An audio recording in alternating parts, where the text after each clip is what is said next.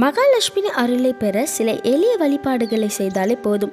அதிலும் ஏகாதச நாளில் செய்யப்படும் வழிபாடுகள் மகாலட்சுமியின் அருளை பரிபூர்ணமாக பெற்றுத்தரும். ஏகாதச நாளில் பெருமாளை வேண்டி விரதம் இருந்து வழிபடுவதுடன் வேறு என்ன செய்தால் மகாலட்சுமியின் அருளை பெற முடியும் என்பதை வாங்க தெரிஞ்சுக்கலாம். ஏகாதசி என்பது பெருமாளுடைய அருளை பெறுவதற்காக கடைபிடிக்கப்படும் ஒரு அற்புதமான விரதமாகும்.